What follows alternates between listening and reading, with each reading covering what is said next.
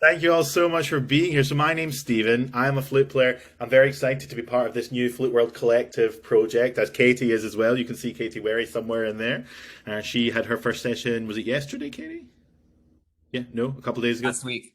Last week. We're also joined by Mark. Mark is our fantastic representative from Flute World. Thank you, Mark, and thank you to Flute World for doing these events. As flute players, we're really grateful for all you are doing for flute players around the world. Literally, no pun intended there. But thank you for that. And so, what I would love to know, just as a non American living in America, if you're not from Texas, can you wave at the camera? So there are some people not from Texas waving at the camera. And if you are from Texas, wave at the camera. Great. So it's about half and half, actually. Now, here's the next question before we begin. If you are participating in Texas All-State as a flute player, wave at the camera for me. Okay. Oh, so not everybody. So I guess the rest of you are just here to be nosy and to see what's going on and to learn. So let me ask you one last question. If you are learning the Carg Etudes, wave at the camera. Interesting. I just wanted to see how that lays. Great. So what we're going to do is today we're going to look at the first of the Texas All-State Etudes, which is this Carg Alert number. Which one is it? Number, I don't know. It's 20 from the Mary Karen Clardy book, which is the book that has all the compilation of etudes in it. But I think it's number 19 or something like that from the actual Carg Alert collection. So what I thought we'd do is there's a lot of people observing this class, and there's also a load of people signed up to perform. More actually than probably I was able to get through. So what I think I'd like to do is I've made a recording of the study. It's only 1 minute long, so I'm going to play it for you. I know the quality on screen sharing on Zoom is a bit rubbish, but I'm going to do it anyway. We're going to listen to it, and then I'm going to take maybe 4 or 5 of the participants, the active participants, and I want you to guys to play the study through. We're not going to talk about it until the 4 or 5 people have played it. And the rest of us, I want you to take some notes as this is going on. So grab yourself a pen or a pencil and a piece of paper, and I want you to write down a column that says similarities, so things that are good and maybe not so good that are appearing in everyone's performance. So let's say everyone struggles with the rhythm on a certain measure. I want you to make a note of that. I also want you to write down individual things. So if you think this person had really fantastic articulation, I want to know about that. If you think this person did a different thing with the tempo, I want to know about that. So I want you to come up with the similarities and the difference between the first few players. Then as a group, we're going to discuss it. We're going to decide which is most successful. And then the next load of players, we're going to try and get you guys to put the successful things back into your own versions of the play. I know, slightly unusual way to do this, but I think it's the best way to keep all the participants participating. And with my own flute class, I don't do this auditor thing. If you're auditing, you're taking part, and I will just call on people to ask questions. Sorry in advance, but I don't do the whole hands up thing. So be ready. Okay, so let me see if I can get my screen share to work. I'm nervous. Oh, Mark, am I able to share? Are you able to give me power? I think I do. Here, hold on. Let me give you power.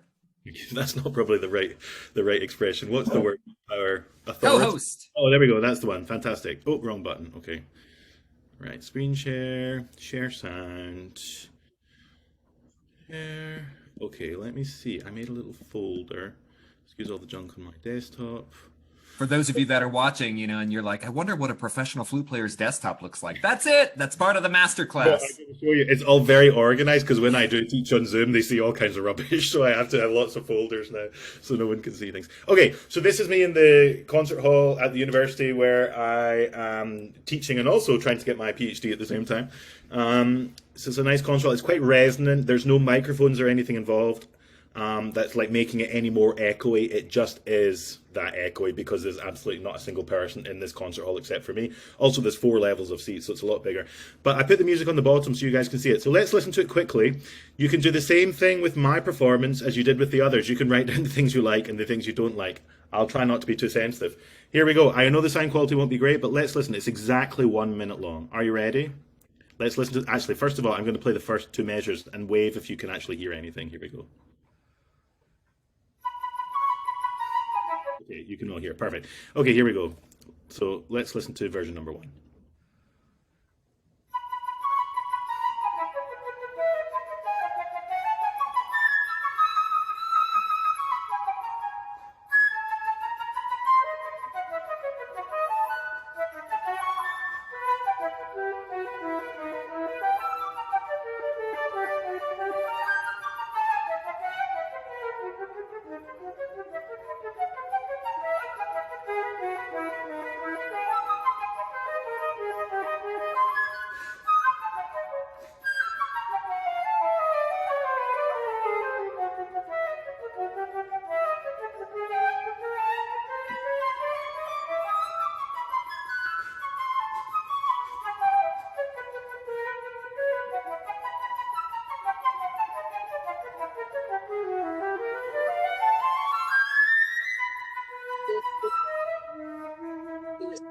significantly and substantially involved in.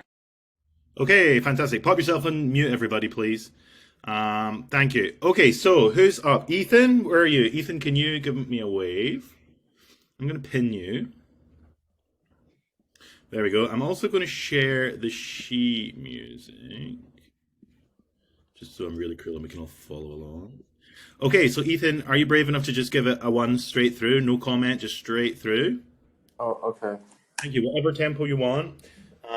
We're not comparing who does it faster, who does it slower, but I want to just hear a few different versions and then we'll discuss it. So if you've signed up to be a performer, I may be coming to you next. So get your flute and your music ready. This is going to be quick fire, 1 minute each. Okay, Ethan, off you go. Whatever happens, happens. Try not to stop. Okay.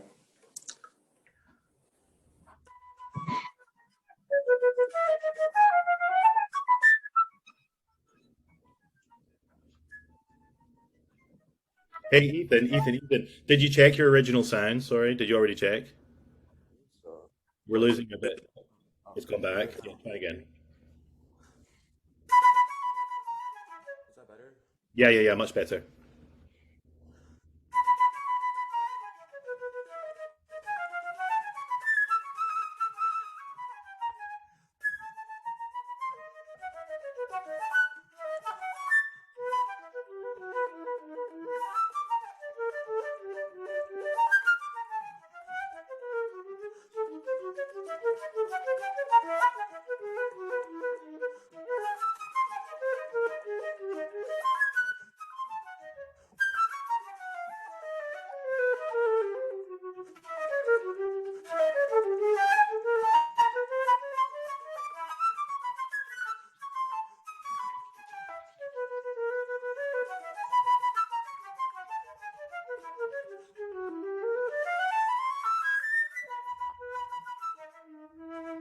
Bravissimo. Very nice indeed. Excellent. Okay, let me have a look. Stop the share so I can see you all. Next on my list is Jocelyn. Jocelyn, give me a wave. There's so many, I'm going to have to try and find you. I'm still getting people joining. Jocelyn, wave. Keep waving, Jocelyn. Are you here? Oh, yes, Jocelyn. I see you. I'm pinning you. Replace pin. Are you good to just play it through for us? Yep. Yeah? You don't look And very... then, hey, Stephen, just heads up. When you were sharing the music wasn't showing. It was just your folder that said you wanted to share music. Oh, This that's is weird because I got this little thing on my screen that said your share has been paused, but I don't know why, but I just ignored it. So obviously it didn't mean to. Okay, I'm not going to share the screen. Has everyone got a copy? Use your own copy then. I was trying to be fancy. Okay, Jocelyn, we are ready. Is your original sound on? Is your original sound on? Do you know what I'm talking about? Yes. Yeah, great. Let's go for it then. Carg Alert by Jocelyn.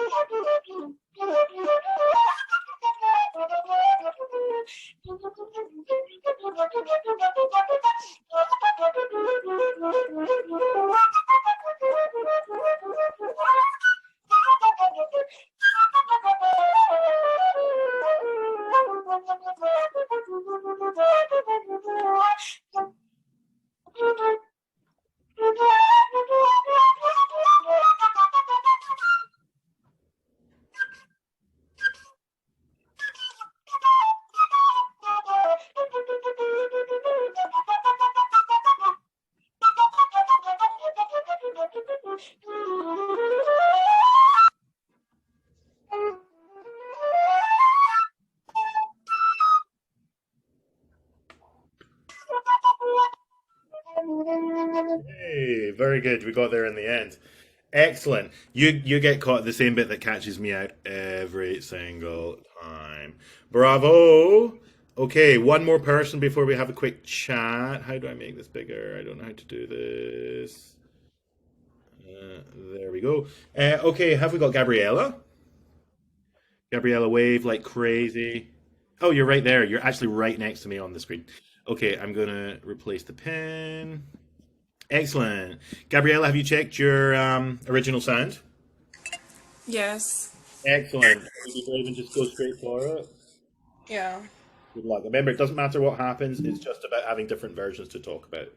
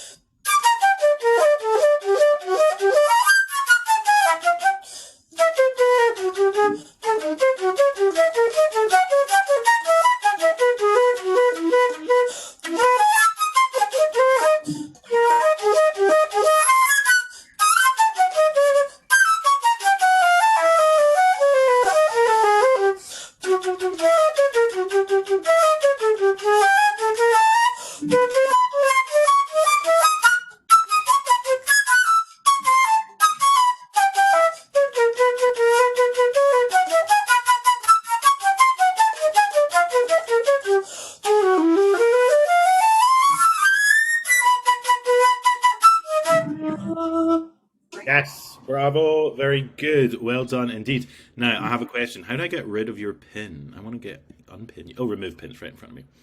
There we go. Okay, can everybody see me again? Perfect. Okay, so I'm going to share my screen again. You have no idea how many Zoom windows I currently have open. I have no idea what's going on. Share screen, preview Allstate Texas. Okay, can you see the music? Fantastic.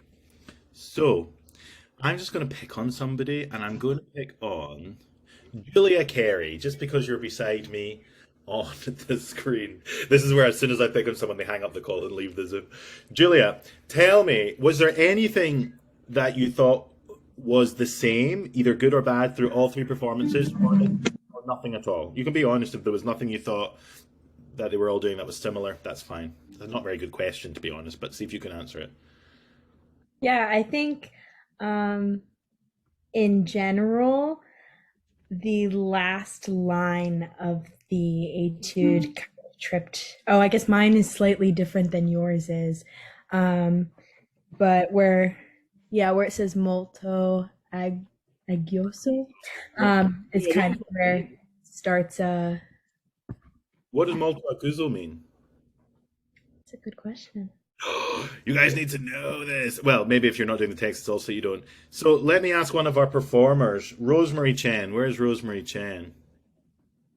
Rosemary, can you unmute yourself? I see you. Do you know what molto aguzo means? Very biting. Yeah, that's one way to translate it. I had to Google this one as well, actually, because it's not an expression I meant. The one that I thought was best was aguzo means pointed. So it's like, actually, the first one said sharp, but I don't like that because, of course, sharp means something else to us in music. So pointed is a good one, or biting, I guess, is a good one as well. I maybe would be more tempted to think of it as pointed because biting maybe implies that we don't have to take care of the sound as much, but we always have to take care of the sound. So I think pointed is a nice way. It's got to have a kind of edge to it, you know. It is staccato, and it's definitely referring to the separation. I know we all say staccato means separated and not short, but of course in reality there's a shortness there as well. It's definitely leaning towards the short side, but a special kind of short. Molto aguzo means very, very pointed. So it's a weird expression. I'm not even sure what language it is, probably Italian, I'm guessing, but I'm not even sure. I've never seen this before in music. But rule number one, when you're learning a piece of music, especially if it's for an audition purpose or an exam purpose, read the directions, and if you don't know what they mean, look them up. I had a teacher at college as an undergrad. If I went in the room and he would say, "What does this mean?" and I didn't know, that was the lesson over. David Nicholson in the Scottish Chamber Orchestra. That was it. If you had not done the most basic thing of actually taking the time to research what that meant, you were not worthy of his time for the hour. I kind of adopt the same situation with my students, but I don't throw them out, but I threaten it all the time. It really gets on my nerves. Look up the thing. And it's so much easier now because you just Google it. This didn't exist when I was an undergrad student. I had to carry around a dictionary. I kid you not, we all had these musical dictionaries and we would all like carry them around and flip through them. And if the word wasn't in there, you were in great trouble. But they were always in there. So there's even musical dictionary apps you can download now that you just type the word into the app. But usually I just go on Translator and just translate it. So this definitely changes how we're going to play some of this. Pointed. Thank you, Julia, for pointing that out. Okay, I'm going to come to someone else, and this is Pelin. Pelin, was there something else that you noticed that was tripping people up? I just noticed that in general, whenever we're going from like a tongued part to going into a slur, we have the tendency to rush through the slur. I'm glad you said that. Can you give us an example? Have you got the music in front of you? Or you can see it on my screen, maybe? Yes, I have it in front of me. Like, for example, in the second line in measure 9 and 10, like after those, like slurring up to the top, like rushing through that. Yes, yeah, these bars are really tricky. I actually marked these out in my when I was practicing this because I had to turn these around quite quickly, of course, to get the videos done in time for you guys. And I always go through this bit's going to cause me problems, this bit's going to cause me problems, and I put it there. Interesting comment on the chat. I love sessions like this. I'm going to learn so much from you guys. I hope it's the other way around too. Cecilia writes, I think aguzo, sharp and pointed, is because of the tritones. The tritone pitchforky thing. He's making a joke, I think, as in the devil's interval. So that's like a music theory joke. I always find music theory people a little bit bizarre if they're going to make jokes, but we'll go with it. But thank you. I never thought of that at all. Really interesting. So there's definitely something there. And great. Thank you, Pelin, for pointing that out. I 100% agree that we have to take real care where we're switching between the articulated passages to the slurred passages. So here's my next question for everybody. And I'm not going to pick on someone. I want you to wave like mad at the camera if there's something you want to say. Please do not be shy. The chances of us ever meeting in real life are probably slim. I mean, you never know. And the chances of all these other people remembering you are very slim. So do not feel embarrassed about saying anything. Please go for it, right or wrong. Let me ask you this. What is the difference between a piece of music that is written for us to play in concert and an etude or a study? What is the difference? Ethan, thank you for being first up. Unmute yourself and tell us your words of wisdom. I feel like anything written for a concert is like intended to focus on like either expression of some kind or like to tie in with just music in general, but an etude is just mainly to showcase any sort of like articulation or technique. Okay, so you say one thing I totally agree with and one thing I totally don't agree with. And what I should say at the start of this, I say this in front of every actual masterclass in real life I give. I forget to say this in online things. Anything that I'm going to tell you guys is just my opinion. It's totally up to you whether you take it or you don't take it. I give you my word. As much as I really deeply care about what I do and teaching and playing, I will not lose a minute's sleep if you don't listen to a word I say. So please do not feel bad at ignoring everything I say. But what I will ask is that anything I try that's difficult, don't dismiss it just because it's difficult. That's what we often do as musicians. Now, Ethan, you say two things that's interesting. The first thing you said, a piece of music is kind of written to be expressive. That's what I don't agree with.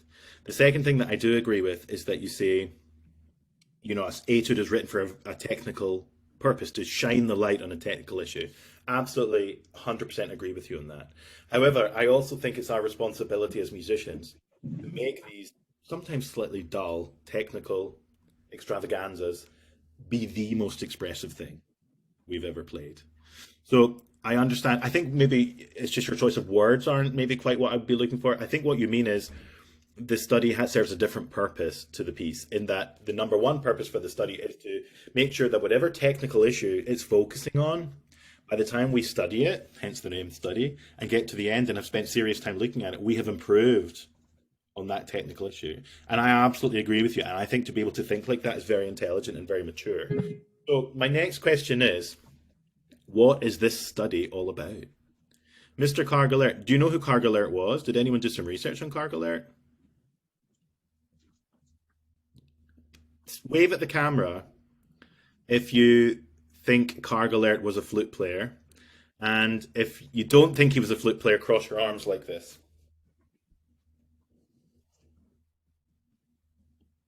Nobody's doing anything. I literally can't see anyone except Pelin doing one thing. Okay, so no one's waving. Okay. So, does anyone know what he did not play the flute? Kargalert was not a flute player. And this is unusual that we have all these studies by someone who was not a flute player. Because if you go for Anderson, Kohler, Boehm, Drouet, Lorenzo, any of these people, they were all amazing flute players. But Kargalert was not a flute player. Does anyone know what he played?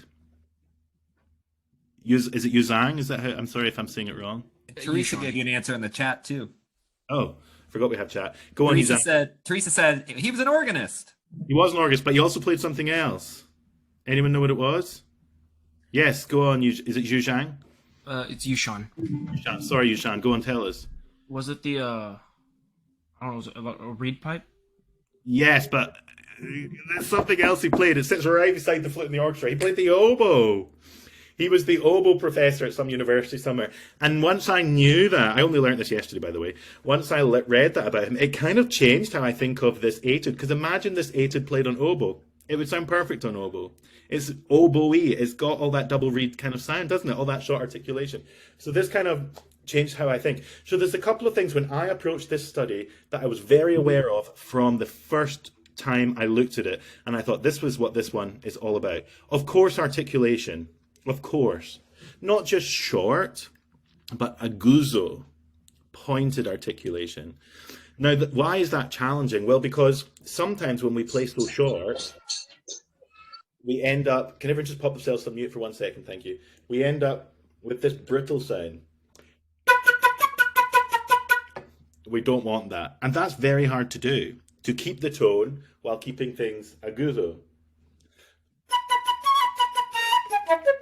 So it's very awkward. Of course, we also have the issue that the way we articulate high notes, such as the first B, is completely different to the way we have to articulate the lower B in the second measure. What has to change? Embouchure, tongue placement. There's a lot going on. So in the first two measures, to really play this as Mr. Kargalert wants, we have to be very careful. So we're already presented with that challenge. The other thing which I was very, very aware of, and it's probably the thing that appears in every study ever written in the history of the universe, is what I and many other people call flexibility. Has everyone heard of this expression, flexibility? Flexibility essentially is moving from one register of the flute to another register of the flute without it sounding difficult. It can feel difficult and we have to work crazily hard for it, but it cannot sound difficult to the listener. Now, if we look, for example, at the bar that we were just told about here, can you see my mouse on the screen? Yeah. Look at this, D, A, F sharp. I mean, first of all, F sharp, not a nice note.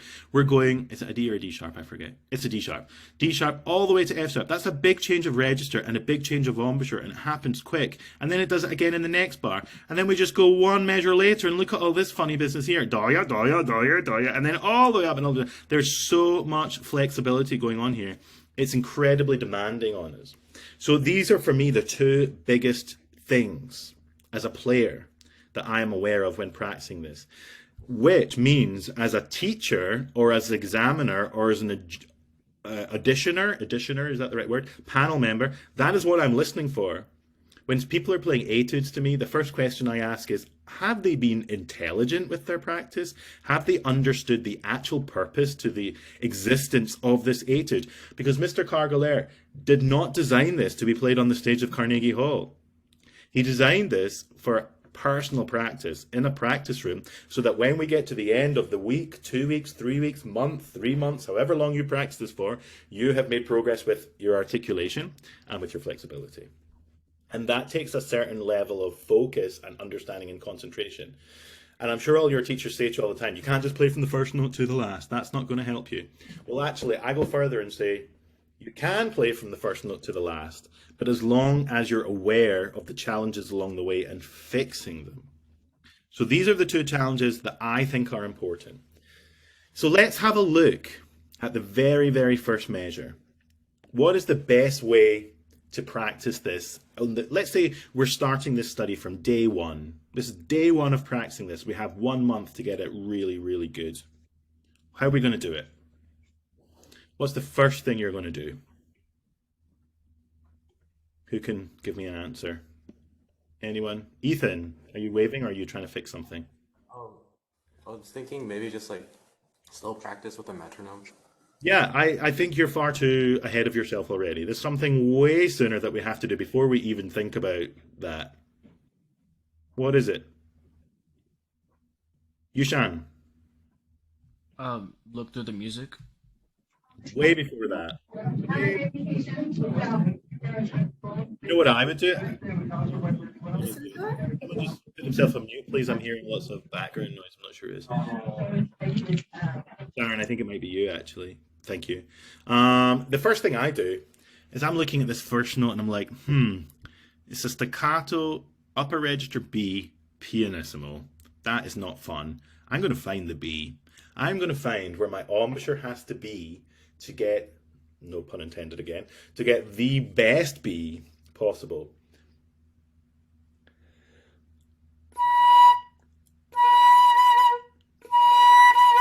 Once I found the B, I'll start to make it shorter. Oh, there's no tongue in this, by the way. I'm not cheating with the tongue. I'm doing it purely with airstream, because once I find the angle of the airstream, I can use the tongue.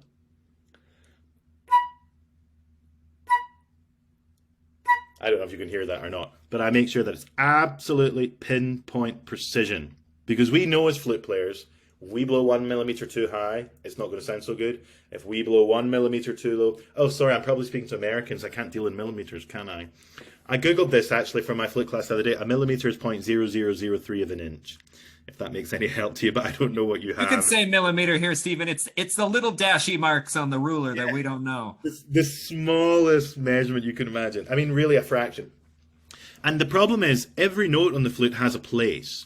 And that place is very specific, kind of like playing darts. So if you've ever played darts, you have to take that dart and throw it so carefully so it hits the bullseye every time. A little tiny bit off, it's not the bullseye. It's the same with the note. You'll still get the note of sorts, but it's not the best quality of note. And I'm listening and aiming for the best quality of note. Now, this is difficult for us because every note has a different place. And just to make life even harder, that place changes according to register, articulation, dynamic, color, what note we're moving from, what note we're moving to. 100 million reasons. It's like this constant moving bullseye that we have to hit every time. We have to be clever. I am not going to move on until I have the B perfect. Once I got the B perfect, I'm going to get the C sharp perfect. Once I got the C sharp perfect, I'm going to get the A sharp perfect. Once I've got that perfect, I'm going to go for the lower B perfect. Can everybody put themselves on mute and try this? So I want you to do no tongue at all.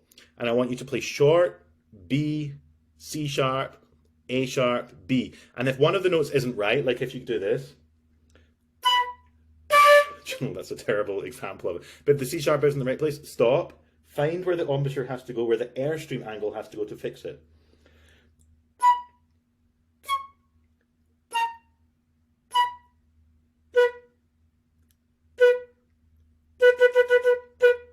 My first one wasn't very good, so I made it better.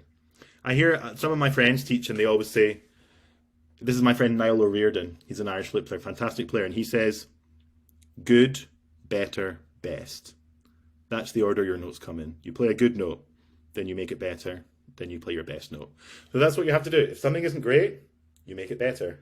And then the third time it's going to be your best. And each time we're listening and learning. So try it. I know you're not going to hear anything. B, C sharp, A sharp, B, B. No tongue. Don't cheat with the tongue. That should be demanding. That should be difficult to do. If it's not difficult to do, you're probably not listening carefully enough to the quality of sound that you make. And that's something that a lot of people will skim over in this etude and not pay any attention to the actual quality of individual notes and individual registers. And as someone sitting on an audition panel, it's the quickest giveaway to someone who has not practiced this intelligently. I'm not interested in speed. I'm not interested in length of articulation even. I'm interested in quality of sound. Is this making sense? Does anyone have any questions to ask about this part already before we move on? No? Are you sure? Really? Wow, you guys are all very quiet. Stephen, I'll say one thing I really appreciate about this is I think there's a perception, especially when we listen to recordings like the one you make, that, the professionals, they just open their case and it's so easy. Do you still, to this level in your playing, do this tonal target practice daily? Not just daily, Mark, by the minute. By the minute. There's never a note I'm playing that I'm not listening in that way. I mean, it's the number one rule of being a good flute player. You know, Katie's here as well. I don't know if she's still here or not. We both studied with James Galway, and James Galway's class is very interesting because it's pretty much all professional flute players in the class. It's, you know, like it's not really an average flute class. I had already left the orchestra before I went to study with him, and I felt I was absolutely the lowest student in the class. And it was the number one thing I came away from 6 years of studying with him or something, is embouchure, embouchure, embouchure, embouchure, embouchure. Every single note must be looked after. When I was a kid, I'm 39, so I'm old now for flute player world. But when I was a kid, there used to, I don't know if this is a British thing or a worldwide thing, but there was this kind of weird mentality that went around.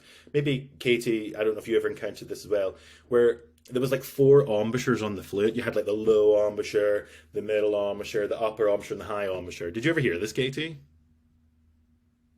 Sorry, I couldn't find my unmute button. Yes, definitely. I mean, Totally. I think this is the biggest lie that anyone ever told. Yeah, I totally agree with you. It's so much work, and how much more, yeah, I could go off on that, but yes, I totally agree. There are, I would say, 4 million embouchures on the flute, minimum. There are hundreds upon thousands that change. I mean, within that first measure, I'm playing like 8 embouchures already, because I will do what it takes in my power, if I'm able, to make it sound as good as I can. And that requires me to treat every note with its own beauty. Of course, we're looking at the bigger picture, and we're looking for expression, we're looking for shape, but I need everything to be in its place. And if I'm taking an audition, I need them to know that I am intelligent enough to hear the difference and to be able to adjust. So this is rule number 1 for learning this study. Every note must be focused. Every note must not suffer in quality, irrelevant of the length, irrelevant of the separation, and irrelevant of the register, and irrelevant of the dynamic. That is hard. Do you know how many attempts it took me to record that etude without splitting a note? You don't want to know. You know, it's hard. It's really hard. And that's what we should be aiming for. So rule number 1. So the question I asked you, well, what's the first thing you should be doing, in my opinion, is listening to the quality of the sound. Playing through this study at the most unbearably slow tempo to find out which notes are going to be problem. For example, let's take this bar.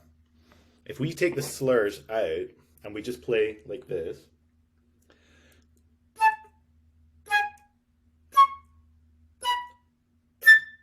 oh, that A wasn't so good. There it is.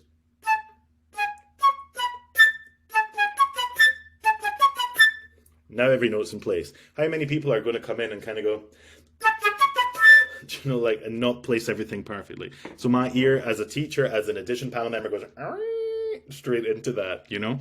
Take care of this. I need to learn the embouchure for everything. Now, if we were to go to this measure, F sharp, C sharp, A, that's another awkward one. I need to find the embouchure there. Try it. No tongue.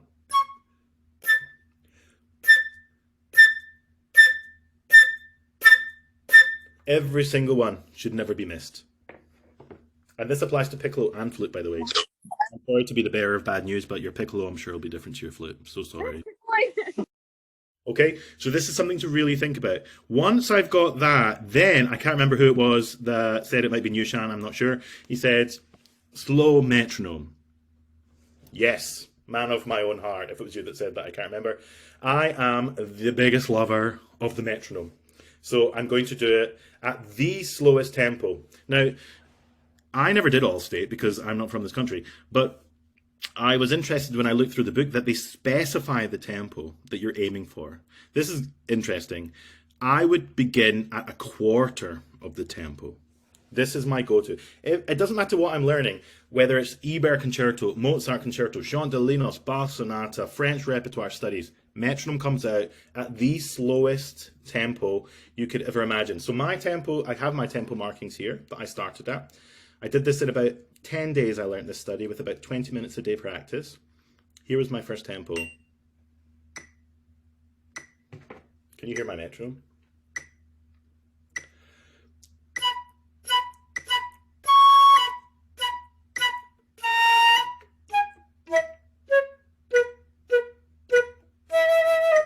I don't know if you guys practice it that slow, but my first 2 days of practice was that speed. It never went faster, ever. Once I could play it with zero mistake, Zero moment of fear or panic or risk. Then I went up by 5 clicks. So that's 50.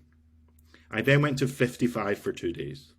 Then to 60. I never go faster than 5-step increments. This takes so much patience. So much patience. Now, I'm going to pick on someone now. Let me look at my performers list. Yushan, you're on my performers list. Can you pop your metronome to 50, please? Have you got a metronome there? Is it okay if I play this on piccolo? Oh, sure, sure. But put your metronome on to 50. Yeah. Is your original sound on? There should be a special, like, original sound times 2 for piccolo. Yes. Okay. Sorry, I like my own jokes. Okay. 50. Yeah, so we're going for absolute precision. Now, here's what I want you to do, Yushan. See if you're playing and you're like, no, no, no, that note was not in the right place. Fix it. Don't continue on. Repeat that note as many times until you're happy with it, and then we move on. Make sense? Yeah. Good man. Let's do it. Oh, that's loud. That's really loud. It's like some weird contemporary piece.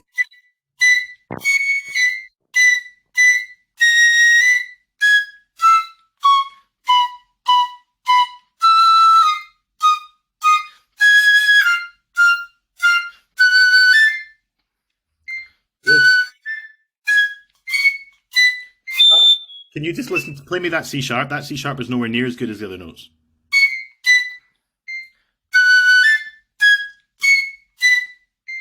Good. Just stop your metronome for me for a second.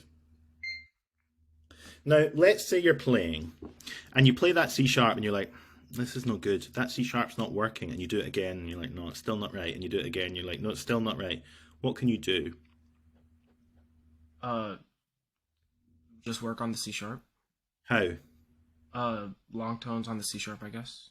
You guys love your long tones in America. Yeah, you could do. I'm not sure if that's going to help you in the same way because we're talking about embouchure placement. There's something I do that is an absolute go-to thing that really does help me. There's 2 things actually, but the first one is more normal. The second one's a bit more unusual. Any ideas? Anyone have any suggestions before I tell you all the answers? No, nobody's waving. Anyone like to use harmonics? I love harmonics. I think we Yes. I know that's Katie talking there straight away because I hear playing this stuff all the time. I think we practice harmonics incorrectly as a flute community. This concept of building up the fundamentals, I don't understand why we do this. I mean, I kind of do. I do not find it particularly useful. But there's something else that I get out of harmonics that is a game changer. And it stems back to 2017. In 2017, well, actually it stems back a little longer than that, to when I turned 30. When I turned 30 years old, I was on tour all the time and I felt like life was passing me by. All I did was sit in the airport, fly, play a concert, sign CDs. Sit in the airport, fly, play a concert, sign CDs, which sounds very fun. It's not that fun, I promise you. I mean, it has its moments, but it's a bit lonely and a bit depressing at times, but I was happy to be making music. So I made myself a list. I felt like I was going to all these cool places in the world and never seeing the world. And actually, this is true. I never saw the Statue of Liberty until my 28th visit to New York. So that sums up what tour life is like. But I made this list of 30 things I wanted to do in my life before I hit 35. And I just had to do them. Whatever happened, I was going to do these things. Some were like music stuff, some were travel stuff, some were stupid things like I wanted to eat a pizza at the Pizza World Championships, all this kind of stuff. One of them, I don't know why I had this idea, but one of them was to run a marathon. I'm not a runner. I was never interested in running, but just once in my life, I wanted to run a marathon. So I did. I started to run. It was awful. I ran half a mile and thought I was going to die. Then I managed to run a mile, then 2 miles, then 3 miles, and 4 miles. And over about 9 months, I built up to like 20 miles, which is still not even a marathon. And then I started to meet other runners, and they all used to do this thing where it get to like the last month before the race, and they would put this backpack on with weights or rocks or bottles of water inside to really weigh them down. And they would train like crazy running these massive distances with the backpack.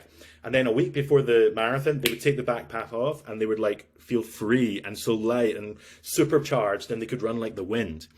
This is what a harmonic is for us, in my opinion. The harmonic adds so much resistance to the sound that we have to work so unbelievably hard to make it sound beautiful that when we remove the weight and we go back from the harmonic to the real fingering, it's effortless. and it's a game changer. So you need to know your fundamentals in terms of the pitches to be able to match them up. So Yushan, if you're going to play a C sharp to get the pitch of C sharp, what's the harmonic to get that? The low fingering. Okay. I'm just going to tell you, it's F sharp. Okay, but it's worth knowing these because it's going to make your life easier. Also, I use them in the orchestra all the time as cheat fingerings for intonation, so it's just worth having them that way. Play me a low F sharp, but have it sound as C sharp. You can test it out by playing the C sharp first. So do this. You can see my fingers. So I'm changing the fingering, but the pitch won't change. The quality of sound, not the pitch. Yes, that's it.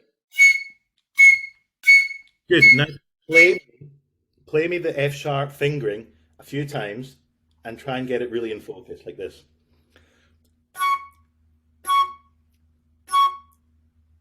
So my first one, I listened, I was like, no, that's not the right place. I realized I had to aim the airstream a little lower. So then I did, and then I found it. But by the end, I have it in focus. You do the same. Yes. Good. Now go to the real fingering.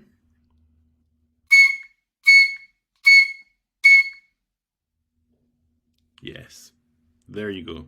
So this is a real useful thing. If you're struggling with a note, this is a good way to kind of find the sensor.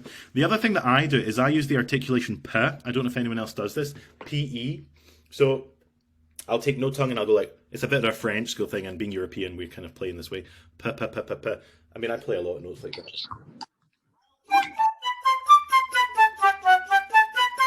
There's no tongue there. It's all p, p, p, p, p, p, p, p, like a little kiss. But if I'm finding a note that's difficult, I'll put on it. I'll try and let you see my embouchure. I'm sorry if this is a bit gross.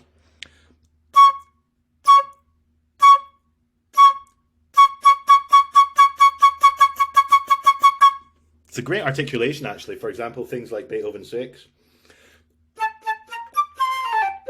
or Faury Fantasy, or the first note of Cargalert, whatever this one is.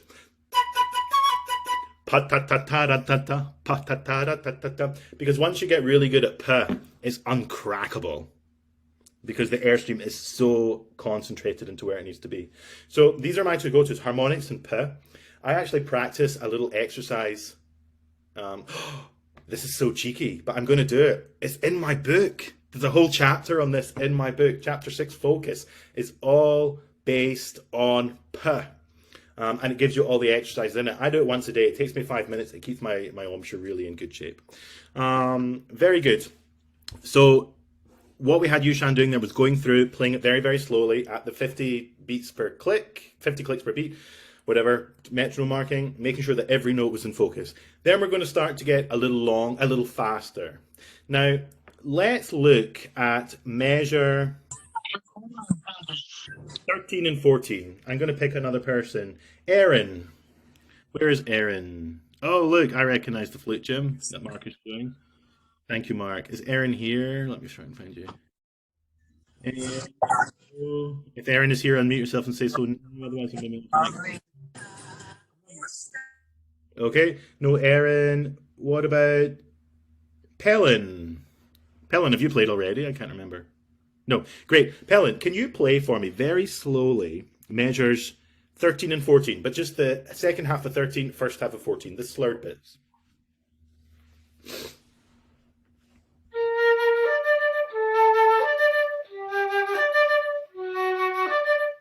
Beautiful. I actually thought that was unbelievably beautiful. There was something I really loved about it. Does anyone know what it was? And it wasn't the vibrato, before someone says that. There was something else that I would be listening for like crazy if you were all auditioning to me. If you know the answer, shout it out now. If not, I'm going to play two versions for you. Having the low notes stand out. Yes, that's one of the reasons. And the other reason, who was that? Rosemary, that's me. Rosemary, thank you, Rosemary. Any other idea? What's the other thing? The low note is full and rich and equal to in tone to the second note, but what's the other thing that makes a difference when you have these passages? I'll show you. Here's what 99% of people are going to do.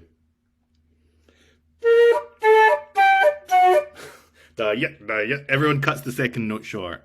Now, Cargalert has not written a tenuto marking on that second note, but it has to be long. That's what he definitely wants. Oh, actually, has he written it in Newton marking underneath? Possibly. Not. Because that's what the majority of people are going to do. Why are the majority of people going to do that? Because it's easier. Don't do it. Don't do it. Every time you see these passages, these notes must be equal.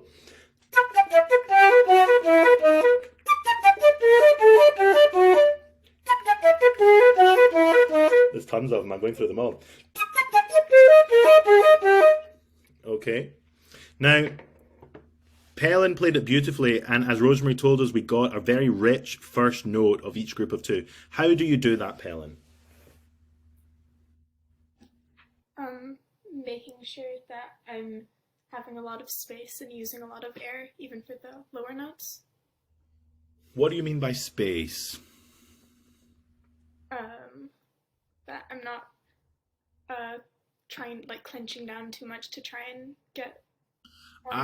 Okay, you're not forcing the bottom note. Is that what you're trying to say to me? Yeah. Okay, tell me this. What's difficult about playing low on the flute? Getting it to sound as big as, like, the higher notes. Yeah, why is that? Because you need a lot more air for it. Yes, but there's something else that you're ignoring entirely. It's to do with the air, but it's not the quantity of air, it's something else. I don't know. You do know. Speed of air. What about the speed of air has to happen on low notes? It's a lot slower. Yes, and that's difficult to do. That's why playing low and loud is so hard, because we need very slow air, but tons of it. That's why high and quiet is so difficult, because we need very, very fast air, but just a tiny, tiny amount.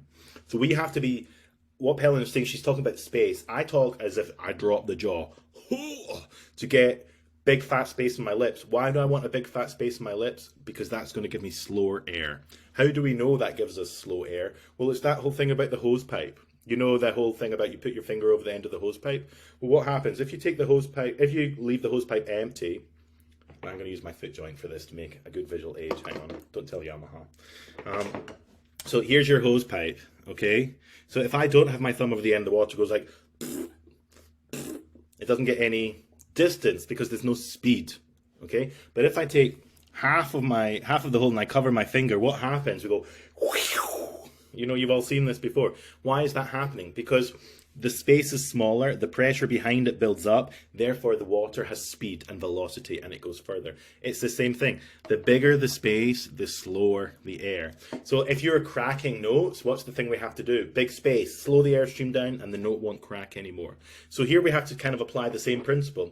We have to get these low notes to speak as loud as the upper note. The embouchure for the low note is going to have to be bigger. It's just going to have to be. So I would be practicing these, making loud low note, quiet top note. Of course, I'm not going to play it like that, but I'm going to kind of practice extremes. Let me try for you.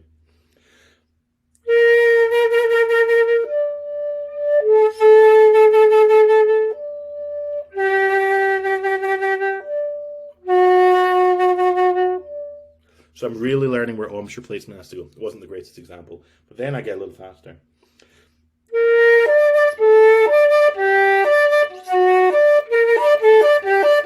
No, you know, when we just miss all the bottom notes entirely. We don't want that. And that's going to take some practice, and that's going to take some control. And that happens 1, 2, 3, 4,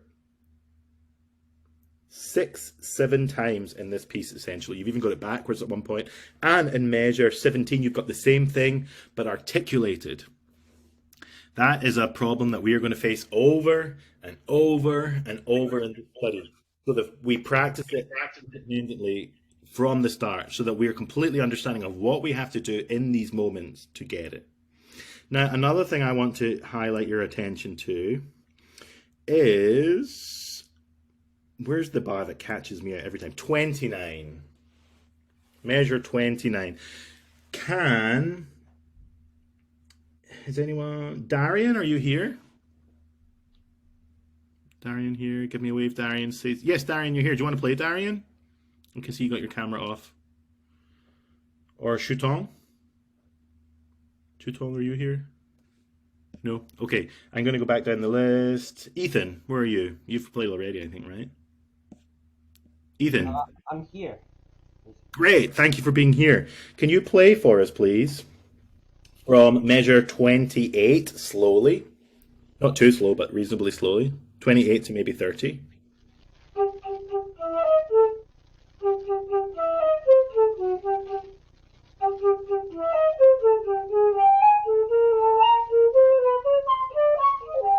Okay.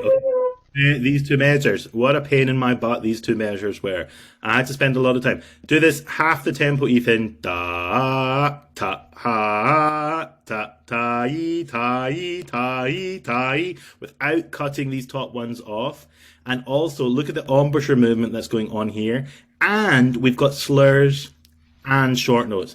Essentially, these two measures, in my opinion, in Mr. Cargill having a little joke, he has taken all three challenges in this study and stuck them into two measures all at the same time. There is a lot going on here. So let's try that.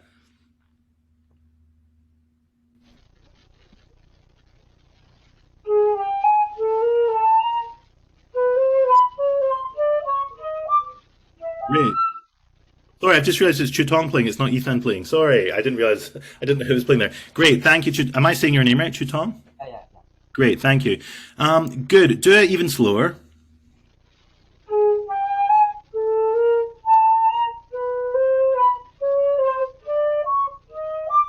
Is every single note of the same quality? Are you sure? Or are you just saying what you think I want to hear? Which note is not of the same quality? I think for me, it's the high notes. I was like playing it. Definitely in this measure. Definitely. But what about in this measure? I actually think it's the middle notes. I kind of think these middle notes really suffer. Can you do it again? And this time I want you to hover a bit longer on the middle notes. So kind of like this.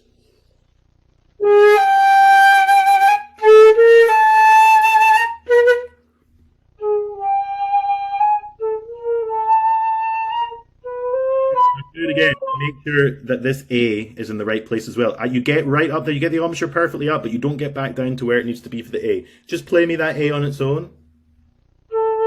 And play me this B sharp on its own. And the A. Okay, so listen, feel how much that embouchure is moving. Now put it in context. Da da ya, bum bum, and make sure it moves the same amount. Okay, I buy that version in sound, but we don't have the articulation. But look, my version has a staccato. This is what I'm listening for as an auditioner. Yeah, I expect this. Good, now we missed the quality on the B flat.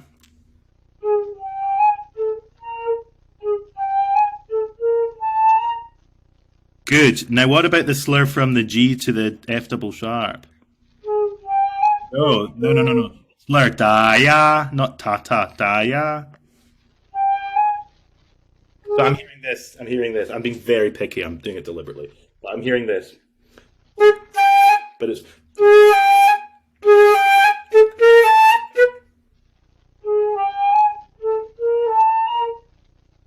B. Huh? You missed the last note. This note as well. No. Slur. These two notes are slurred.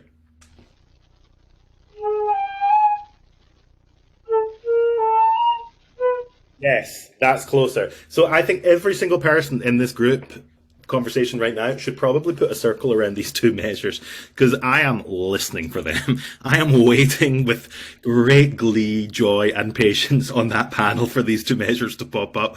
And you do not want to fall down at that hurdle. It's kind of 3/4 of the way through. We're tired in our practice, in our playing. No, that is a moment that is going to require a huge amount of attention.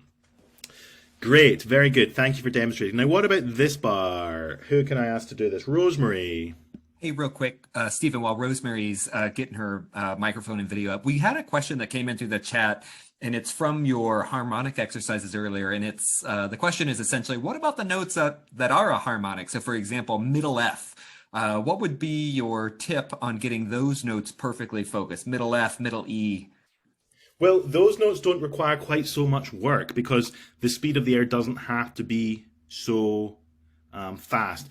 E's an interesting note because it's not a good note. It cracks very easily. This is where the P exercise is going to be an absolute game changer.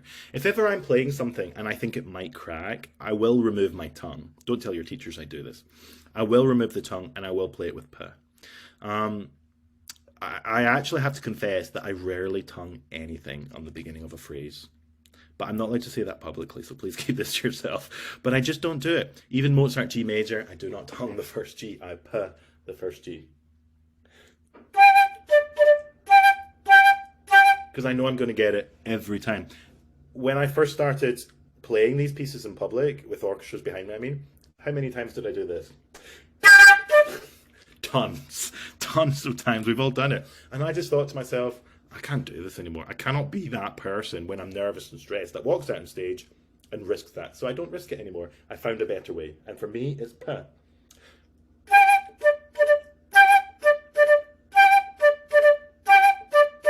I'm honestly confident that if I sat there and did that 100 times in a row, I would not split it once. If I tongued it, I might risk splitting it 10% of the time. So I'm not saying you have to use P in performance, but it's a great way to practice. So let's take, you're talking about E's and F's. Let's take a little exercise around these notes. This is what I do a lot, by the way, and make my students do a lot, is invent exercises to suit their own problems. And actually, that's what the Flute Gym is kind of about. It was exercises I just invented to sort my own problems while I was on the road that then ended up becoming a book. But I'll just take a little doodle like this.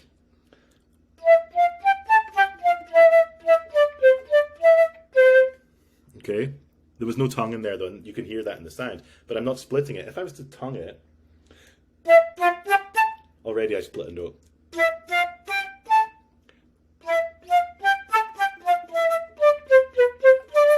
Or whatever I played, I don't know. So come up, if there's a problem if there's an area, a register, a few notes in the flute that are a problem for you, invent a little noodle, a little passage around it.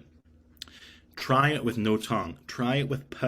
Add the tongue back in. Is there a note that's splitting? Yes. Focus on that note. P, P, P, P, P. Tons of times. Find out what you have to do with the embouchure. Does the embouchure have to be more relaxed? Does the bottom jaw have to drop? Do you have to make a smaller space? Do you have to aim the airstream a little bit higher? Do you have to aim the airstream a little bit lower?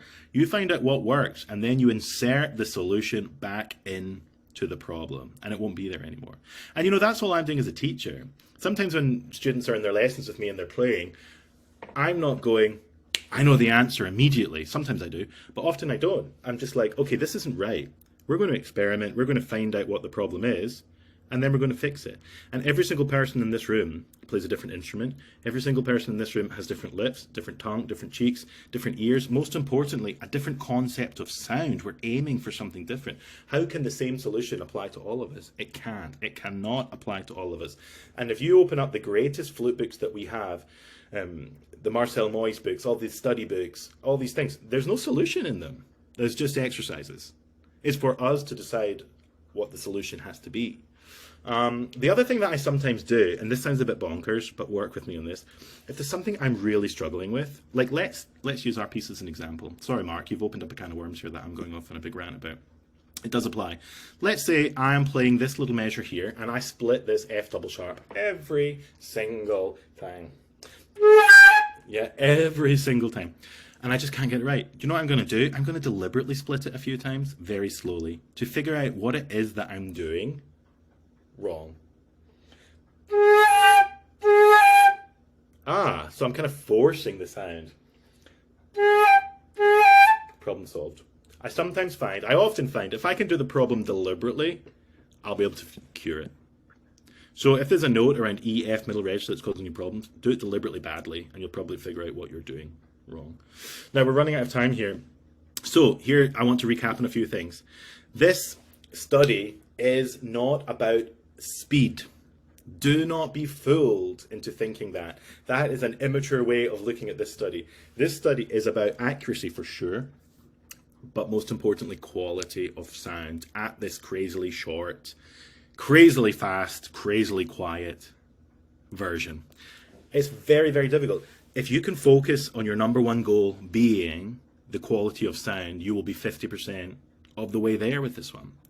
Everybody assumes it's the slow things. The next study, the Anderson study that we'll look at, that's about quality of sound.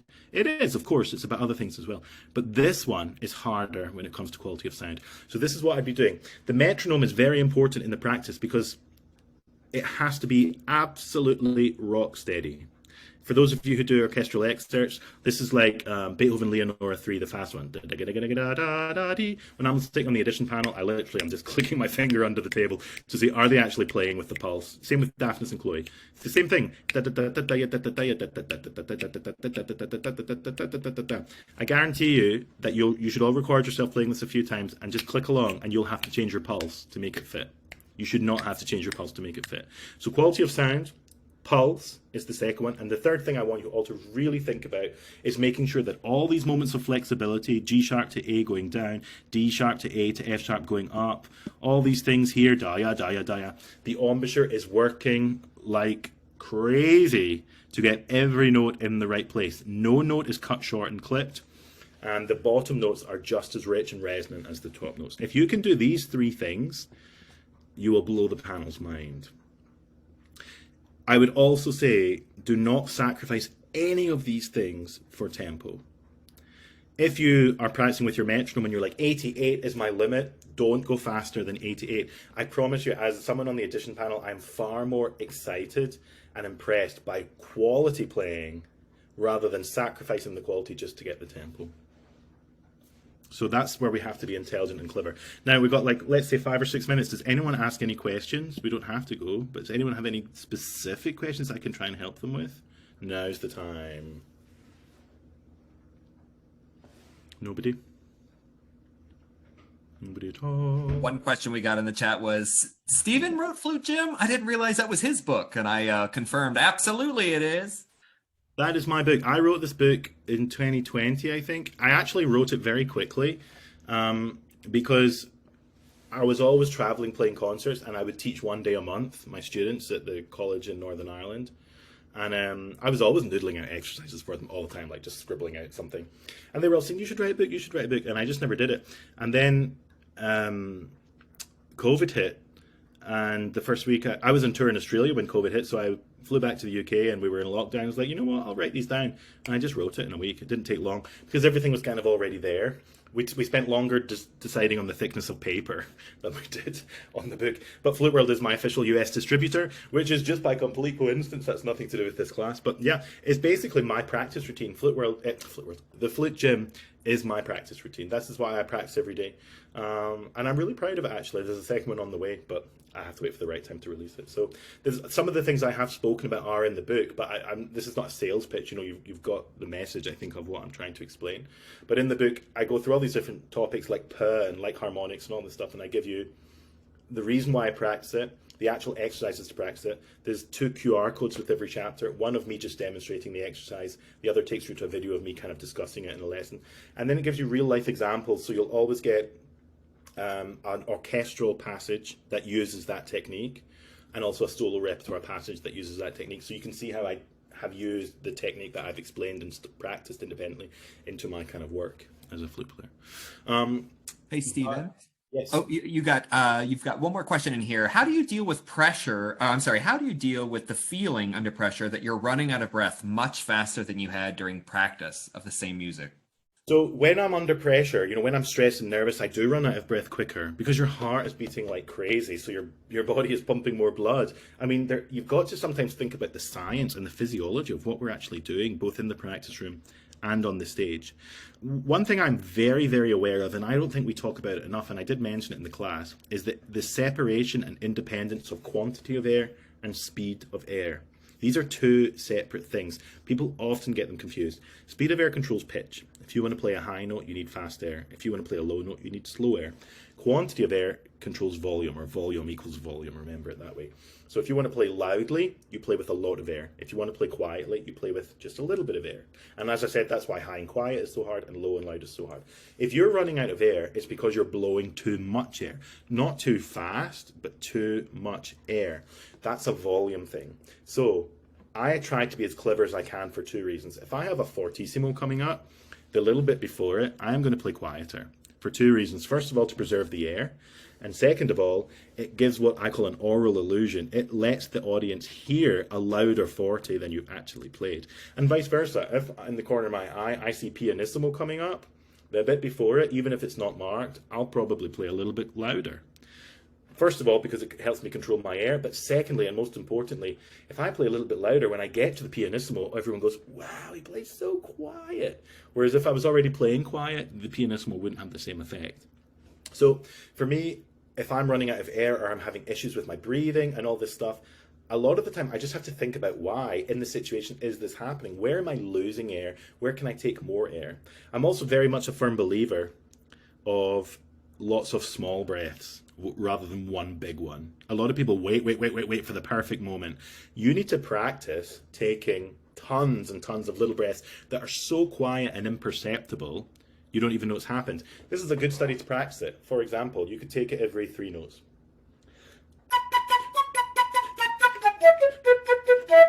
Of course, you're not going to play like that, but it's hard to do. Most people will not be able to do that, so practice it. I don't know if you can see what I'm doing.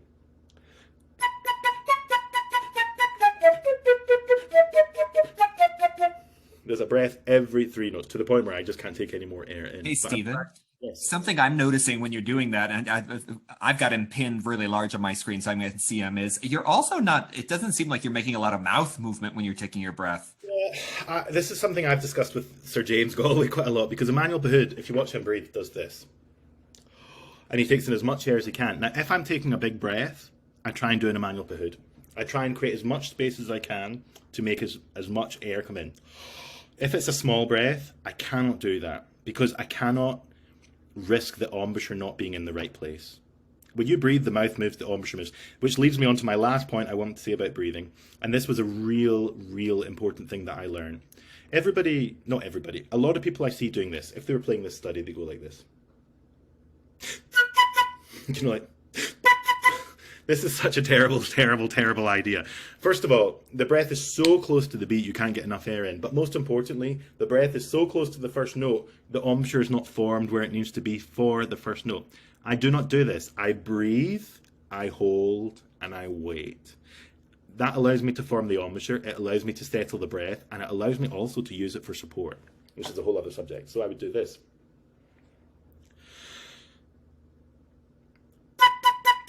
And then I don't miss it. And I do this with everything, every piece. Mozart G major we were talking about. I don't go, I go,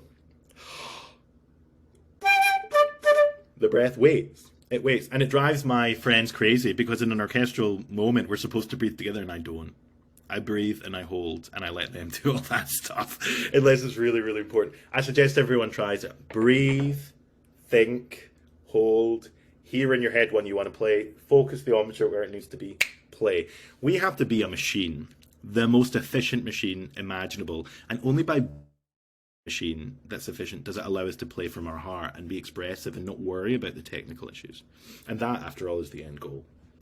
So I hope there's some information in there that you can look. There's a lot of stuff in the chat as well. There's some great questions that have come in. Do we have time for them, or would you like to respond to them as an email? Yeah, let's do it. If you guys can have time, I have time.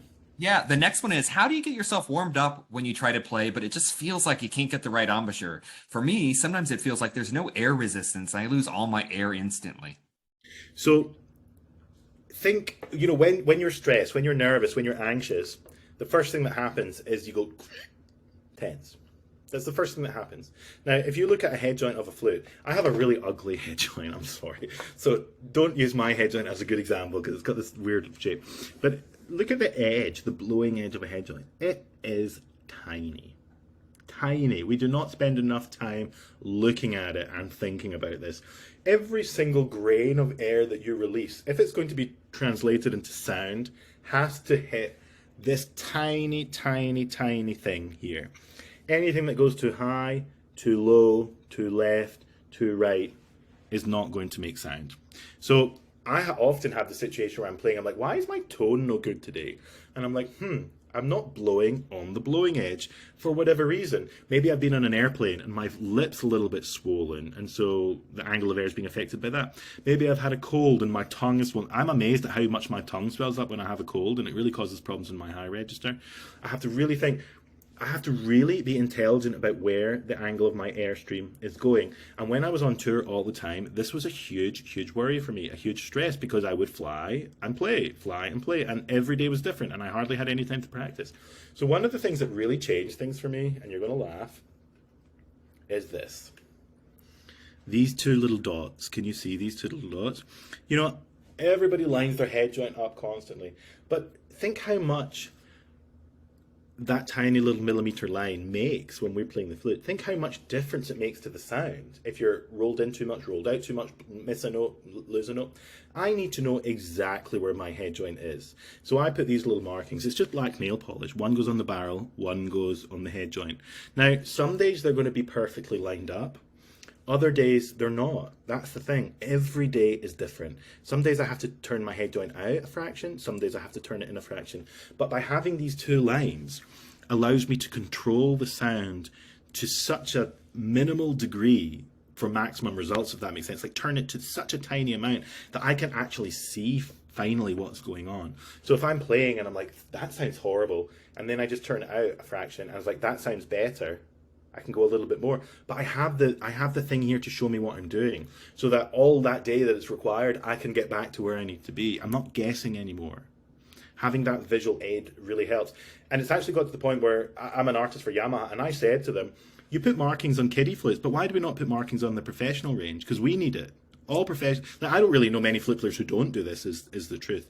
Obviously, if you put it on this side of the flute, no one sees it. I used to put it on the top, I don't know why, and then I saw myself playing on the TV on something, and the camera like zoomed in on me in a moment, and you saw this ugly marks on my flute. So I removed it and put it on the back end, so no one sees it anymore. But on my piccolo as well, I actually use a pencil on my piccolo. It works with pencil just on the cork. But I think this is really a game changer. So when you are tense or stressed or something isn't quite right in your sound that day, you can have a visual aid in knowing how much to adjust to get the sound back. And I guarantee you, almost always, it's just a case of turning out the head joint a little bit. But it's more than you're used to, because you're a little tense and you're a little stressed. So I would really try that. It gives me real confidence. More confidence, should I say. Not always, but you know, it allows me to at least be in control a little more. So I recommend that everybody does it. I don't know why we don't talk about these things a bit more, actually. Anything else?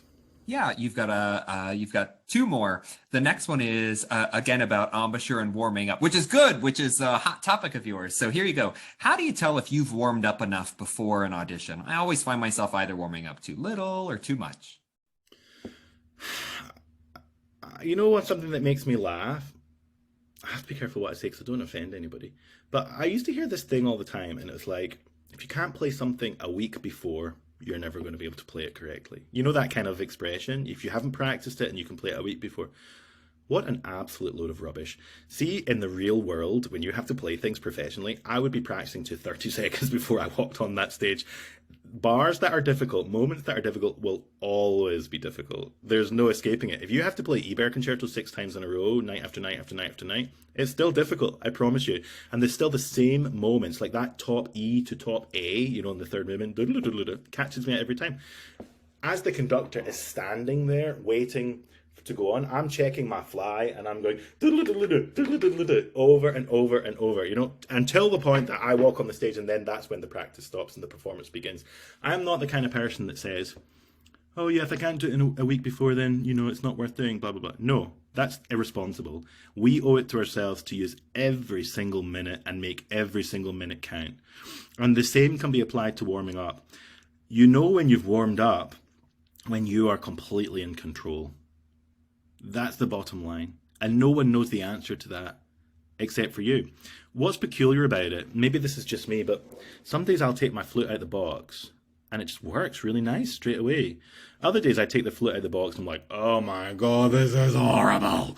And then you have to spend ages and ages and ages finding out what the problem is. For me, the two things, I never have an issue with my fingers as such as a warm-up, but it's quality of sound and control of sound, flexibility. So if I am really needing to warm up fast, I will go for flexibility exercises. I will be practicing intervals. I will be practicing octaves. I will be flicking harmonics in there to make the resistance more.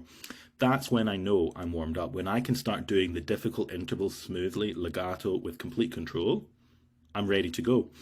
One thing that's really changed for me in terms of warming up, and you're going to think this is a bit nuts, when I would play concert night after night after night, I often didn't have to warm up the next day. And I was very confused by this. But when I would come home from tour or from work and I'd be at home and maybe I'd take one day off and then I'd start to practice again, I would have to start warming up. And I realized what it was. You know, some of my students would say to me, I practice 4 hours a day or 3 hours a day.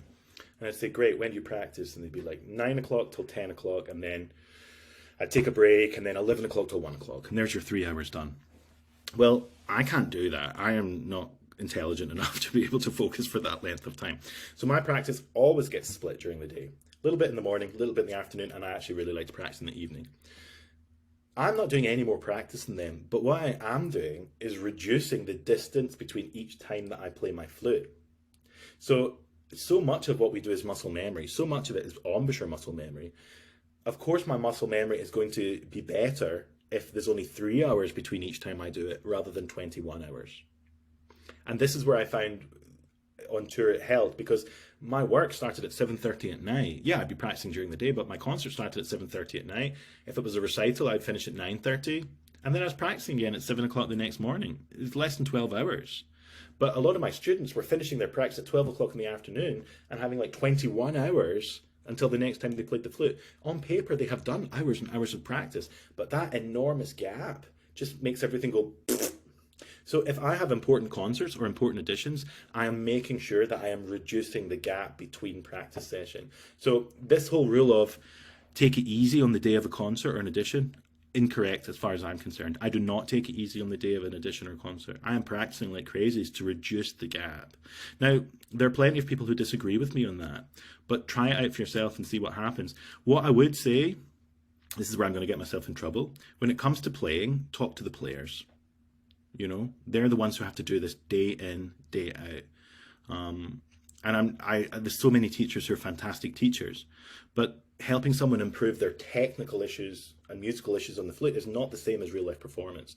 So I actually disagree with this rule. On a concert day, I'm practicing a lot to make sure that the time when I walk on that stage, I am really ready to go. It's not a case of warming up. I don't warm up for a concert ever because I am already ready to go. I've played my flute enough that day. I know that's not a popular answer, but it's a good one. It works, I promise you. I was going to say, if you want to be a principal player and an international soloist, listen to Steven. He knows what he's talking about. You know, like there's Can I say something about that really quick? Is that okay? Yeah. I just want to say I do completely agree with you. Like I try not to overthink it. Like I play as much as I need to play before a competition or a concert. I also think it's really important though that if you are playing correctly, you shouldn't be really that tired. Yes, like I was just about to add this. Like, I don't understand this whole thing. Like, we're not brass players, you know? Right, exactly. I don't get this whole protect your embouchure thing. We don't really have that issue. We're not singers. We don't have to worry about that. Piccolo, different thing. I get that. Your lips can get very tired in piccolo because the space is so small. But on flute, I mean, I have to play like 13 or 14 hours of high pianissimo notes to get really exhausted on my embouchure. It really isn't an issue. I'm sorry, Katie, to interrupt you. I 100% agree with Katie there. I think we use that as a little bit of an excuse. And I think that people who don't want to put the practice in will usually use that as an excuse. I don't ever get to the end of the day and find my embouchure is tired. My mind is tired. And that affects the quality of my playing. But never do I go, like the trumpet players do. You know, we don't like have blood pouring out of our mouthpiece and all this, because we're flute players. We just don't have to deal with that. I don't know where this kind of mentality has come from.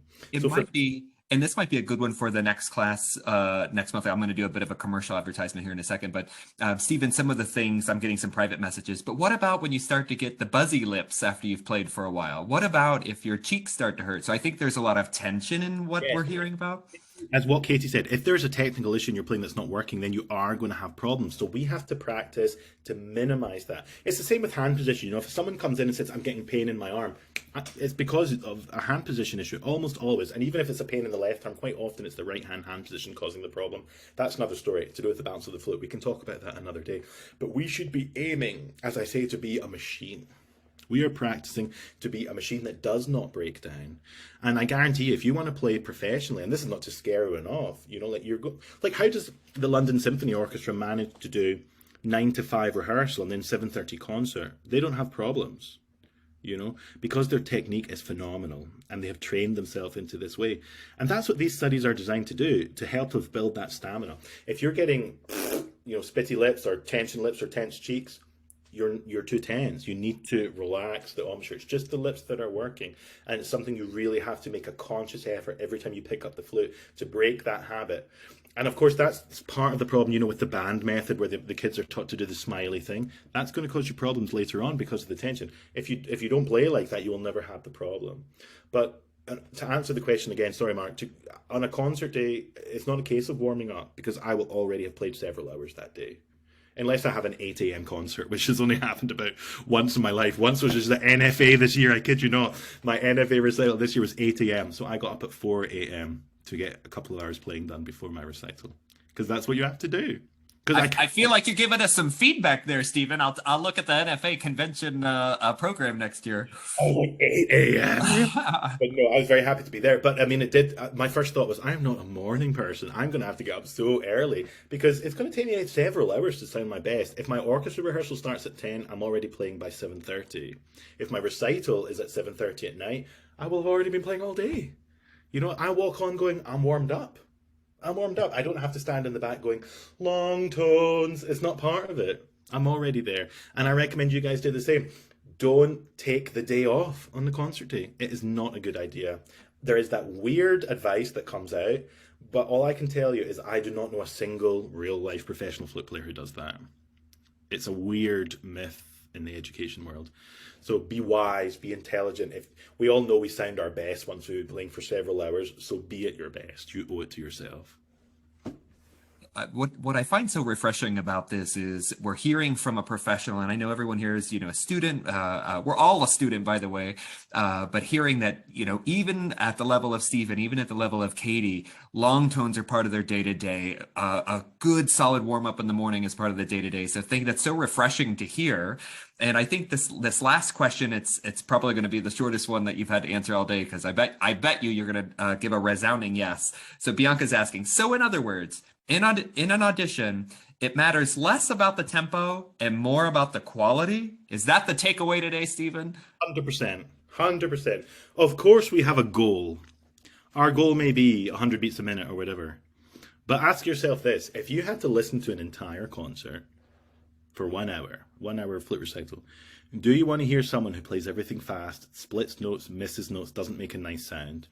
Or do you want to hear someone who plays a little bit slower, but plays with beautiful sound, everything controlled, and has something to say with their music? That's for you to decide. Oh, I love it.